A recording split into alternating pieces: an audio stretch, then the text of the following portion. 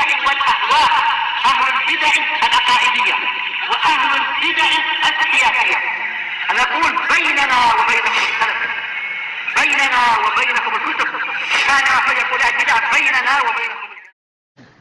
Bismillahirrahmanirrahim. Alhamdulillah wassalatu wassalamu ala Rasulillah wa ala alihi wa sahbihi wa ba'd. Kita meneruskan bacaan kitab Bulughul Maram yang ditulis oleh Al-Hafidz Ibnu Hajar Al-Asqalani rahimahullahu taala. Kita sudah masuk di bab yang kelima di kitab shalah, babul hads, bab anjuran al-khusyuk, untuk khusyuk di shalah, dalam shalat. Sebutkan khusyuk ini berupa anggota badan, demikian juga hati dia, masuk di situ pandangan dia. Maka dari anggota badan tidak sepantasnya seorang sholat dalam keadaan berkacak pinggang, sebagaimana dalam hadis Abu Hurairah radhiyallahu anhu. Demikian juga kalau didahulukan di situ sudah disediakan makanan, untuk mendahulukan makanan, mendahulukan untuk makan, dan sudah lewat pembahasan perinciannya. Kemudian juga untuk tidak banyak melakukan gerakan dalam sholat, bahkan ketika mau sujud di situ memang ada debu atau mungkin kerikil, untuk sekali saja mengusap, ya, dan tidak banyak melakukan gerakan. Juga iltifat, menoleh. Sebutkan kalau dia menoleh sampai kemudian lehernya itu, demikian juga punggungnya itu berbalik dari arah kiblat, batal sholatnya. Kalau tidak ada tidak ada keperluan yang mendesak sekali. Kemudian juga larangan untuk meludah ketika sholat ke arah depan ataupun ke arah kanan, ya, sebagaimana telah lewat. Kemudian masih kita dalam bahasan, ya, hadis yang ke-8, hadis yang dibawakan oleh Ibnu Hajar, hadis Anas bin Malik wa anhu qala, belum mengatakan, yang baru sudah kita sebutkan ini dari perintah Nabi sallallahu alaihi wasallam kepada Aisyah, amiti anna kiramaki, singkirkan dari kami kiramaki, ya, yaitu kain yang menutup, ya, sudah lewat bahasannya. Hada ini, ya, anna kiramaki fa innahu la tasalu tasawirhu, maka sungguhnya terus menerus gambarnya itu ta'riduli, menghalangi aku, ya, fi sholati, dalam sholatku, ya, ini mengganggu kekhusyuan sholatku, ya, demikian. Ta'rid, yani menghalangi, demikian juga memamer-mamerkan kepadaku di dalam sholatku. Wal Bukhari, hadis Imam Bukhari, mana sudah kita sebutkan.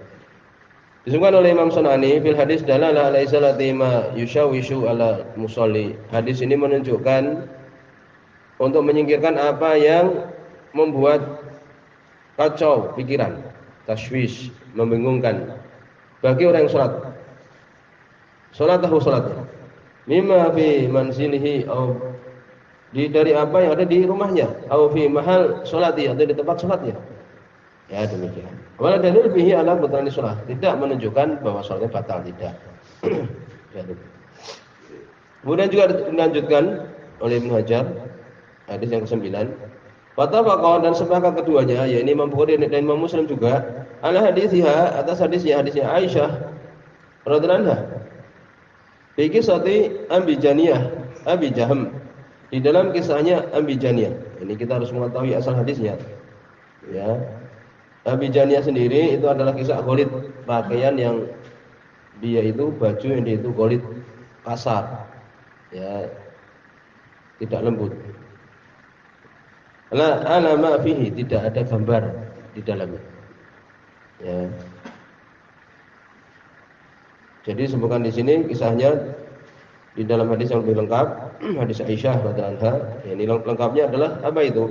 Ada Nabi sallallahu alaihi wasallam, yang Nabi sallallahu alaihi wasallam sholat fi qamisatil alam. Beliau sholat di qamisah, pakaian yang di situ ada miliknya itu ada alam, ada gambar. Ya, demikian. Atau kain yang di situ ada gambar.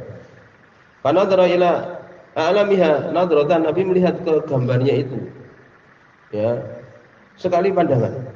Falamma insarafa qala, ketika beliau selesai sholat mengatakan, idhabu bi qamisati hadhihi, pergilah dengan kain ini, dengan baju ini, ya, ila Abi Jahm, kepada pemiliknya itu Abu Jahm. Wa atuni bi Abi Janiyah Abi Jahm, dan berikan kepadaku kain walaupun dia itu apa? Ya ini kasar. Ya, yang tidak ada gambarnya tapi. Ya demikian. Dimiliki oleh Abu Jam juga. Kenapa Fa innaha al-hatni anifan an salati? Karena sungguhnya dia ya al-hatni, ya ini membuat tidak konsentrasi tadi dari salatku. Ya, itu kisahnya seperti itu.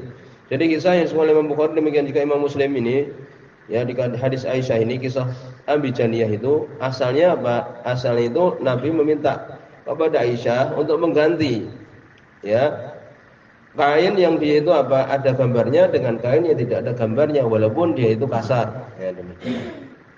Yang dimiliki oleh Abu Jam. Abu Jam disebutkan oleh Imam Sunani namanya Amir bin Hudzaifah.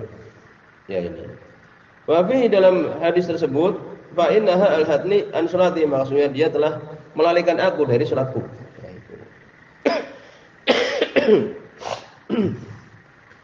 Kemudian juga soal Ibnu Battal tentang hadis ini. Kenapa Nabi meminta baju yang lain? Ya, sauban yang lain. Inama talaba minhu sauban ghairaha. Nabi meminta pakaian yang lain liyu'limahu, untuk memberitahu dia annahu lam yarudda alaihi hadiyatahu. Maksudnya Nabi tidaklah menolak hadiahnya itu istighfafan bihi, untuk merendahkan dia. Tidak. Ini berikan kepadaku baju dia yang lain. Ya, dan kembalikan baju yang ini. Kenapa Nabi minta ganti itu? Supaya tidak menimbulkan rasa sedih kepada orang yang memberikan hadiah. Ya. Jadi Nabi menolak baju itu karena apa? Mengganggu salatnya. Nah, itu. Kemudian dari hadis ini ada pelajaran dalam hadis dalilun. Sebagai Imam Sunani dalam hadis ini ada dalil ala karahati ma yusgil an shalah, atas makruhnya apa yang menyibukkan dari salat. Minan nukush, dari pahatan-pahatan, wa namiha, dan semisalnya. Mimma yusgilul qalb, dari apa yang menyibukkan hati. Wa fihi mubadaratuhu sallallahu alaihi wasallam ila siyanati shalah. Di sini bersegeranya Nabi sallallahu alaihi wasallam untuk menjaga salat, amma yulhi, dari apa yang melalaikan. Wa isalah ma yusgil anil iqbal alaiha, dan menyingkirkan apa yang menyibukkan dari konsentrasi di atas salat. Ini ingin seorang itu kalau benar-benar maksud dia itu beribadah pada Allah, ya, untuk apa? Menyingkirkan hal-hal yang bisa menyibukkan dari salatnya itu. Situ ada doa Nabi sallallahu alaihi wasallam. Allahumma inni ala dzikrika wa syukrika wa husni ibadatik. Ya Allah, ya, tolonglah aku untuk mengingatmu. Nah, ini ala dzikrika wa syukrika, dan mensyukuri nikmatmu. Wa husni ibadatika, dan membaguskan ibadah kepadamu. Jadi bukan sekedar sholat ya seperti ayam matok itu, rukuk, sujud, gini-gini. Tidak. Benar-benar dia itu ada ruhnya, yaitu khusyuk. Memperhatikan itu. Ya, benar-benar memperhatikan menjaga sholat itu bukan benar aku sudah sholat wajib. Tidak, tingkatan seorang itu sesuai dengan apa? Ibadahnya. Dia ingin benar-benar sholat itu ya benar-benar sholat. Ada orang itu sholat samping kanan, samping kiri. Yang satunya itu pahalanya setinggi langit, yang satunya tidak ada sama sekali. Sibuk dia dengan sesuatu di sholat dia itu, bukan konsentrasi dalam sholat itu. Sama-sama samping-samping, sama-sama berdiri, sama-sama rukuk, sama-sama i'tidal, sama-sama sujud, duduk di antara dua sujud. Tapi yang satunya itu setinggi langit pahalanya, yang satunya itu tidak ada bahkan. Kenapa? Karena tidak ada khusyuk. Dari pembahasan ya, yaitu ada yang dapat separuh pahalanya, ada yang seperempat, ini ada yang ini dan itu. Karena apa? Karena tidak ada khusyuk di dalam sholatnya itu. Qala Tibi, berkata Al-Imam Tibi rahimahullah taala, fi idan bi anna lis-suwar wal asya' dhahirah. Di sini ada ya izin, sesungguhnya gambar-gambar dan sesuatu yang tampak ta'tsiron fil qulub, ada bekas di dalam hati. Jangan meremehkan itu. Ya. Jadi, yang penting sholat, tidak. Sesuatu yang zahir dari gambar, dari semisal itu ada bekas di dalam hati. At-tahirah, yang bersih. Kalau hati yang tidak bersih, ya tidak peduli, yang penting sholat. Tapi kalau hati yang bersih, ya al-qulub at-tahirah, wa nufus az-zakiyah, dan jiwa yang suci, ya ada bekasnya. Gambar itu. Fadran amadunaha, apalagi yang di bawah mereka. Ya, di bawah dia ini tadi. Dari gambar dan semisalnya. Wa fi karahatu shalah ala mafaris, di sini menunjukkan makruhnya salat di atas kasur-kasur wasajajid, dan sajajid ini sajadah-sajadah al-mangkusyah yang ada pahatan. Sajadahnya itu ada gambarnya, ya ada gambarnya orang lagi di situ. Di salat menghadap orang. Ada gambarnya singa dan sebagainya. Makruh, ya, karena ada bekas itu kepada hati yang baik. Demikian juga karahatu naqsyil masajid wa nawi, demikian juga makruhnya untuk memahat masjid-masjid, gambar-gambar lagi dalam ayat Al-Qur'an, dan itu makruh, ya itu. Untuk siapa? Untuk hati-hati yang bersih. Ya demikian. Di sini ada beberapa permasalahan tentang hadis yang kita bahas ini.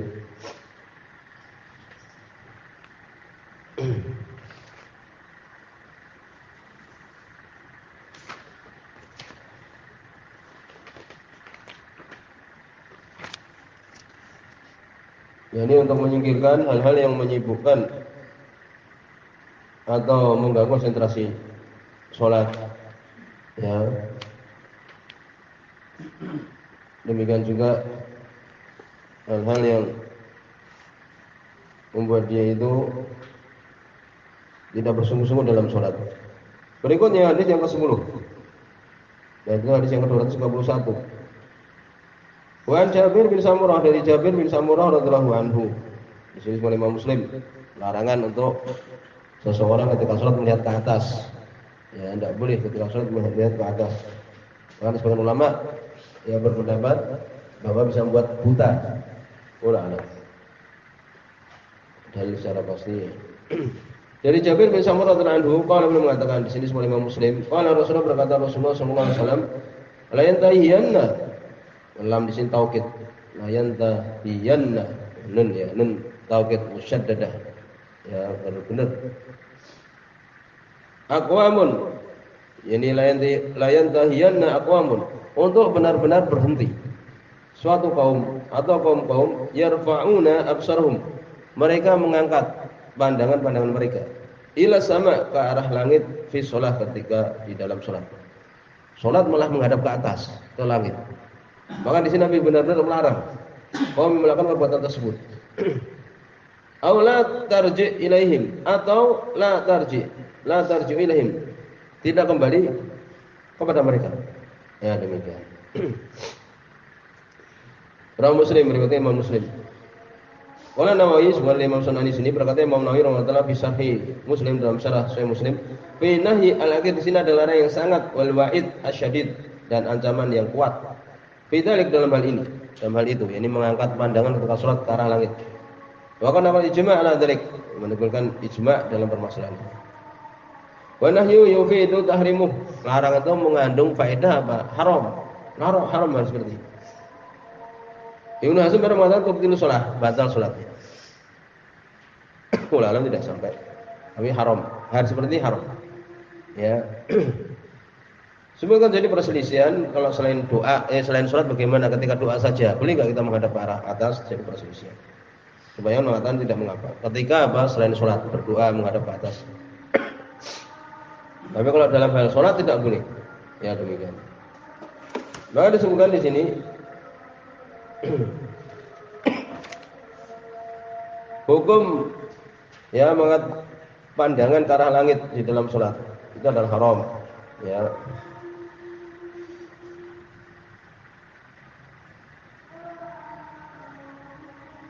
Kemudian juga disebutkan oleh Imam Syaukani.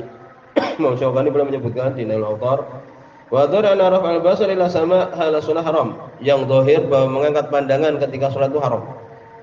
Benar, itu adalah haram. Li'anna al-uqubah bil ama, karena sungguhnya hukuman berupa kebutaan itu la takunu ila an muharram, tidaklah keadaannya kecuali di sesuatu yang haram. Ya. Dan maksud indah Syafi'iyah makruh saja. Ibnu Hazm berlebih-lebihan. Apalagi Ibnu Hazm tabtulu shalah, batal salatnya, ini berlebihan. Tidak batal salatnya ya, tapi apa? Haram. Dia telah melakukan perbuatan haram, berdosa. Ya itu. Lalu bagaimana ketika kita sholat menghadap ke arah mana? Kalau ke arah lain tidak boleh. Tidak ada dalil yang kuat yang menunjukkan harus ke tempat sujud. Tapi itulah tempat yang paling memungkinkan untuk apa? Khusyuk, paham? Ya, demikian. Tapi ke arah depan boleh. Dalilnya bahwa liwajhika syatral Masjidil Haram. Banyak ayat semisal ini surat Al-Baqarah. Hadapkanlah wajahmu ke arah Masjidil Haram. Boleh ke depan boleh. Tapi memang yang membuat khusyuk lebih kuat yaitu menghadap ke arah apa? Ke arah sujud. Adapun ketika tasyahud, nah inilah yang di situ ada hadis yang menunjukkan untuk bahwa Nabi SAW melemparkan pandangannya ke arah apa? Jari telunjuk yang itu mengisyaratkan at-tahiyatu lillah wassalatu wathayyiban. Kemudian pandang kita mengarah ke arah jari tersebut. Paham? Jadi kalau secara umum tidak ada dalil khusus. Boleh ke depan seperti tadi bahwa liwajhika syatrul masjidil haram atau tempat sujud itu yang lebih mendukung untuk sholat khusyuk. Adapun ketika tasyahud adalah ke arah mana? Adalah ke arah jari telunjuk ketika kita berdoa tersebut.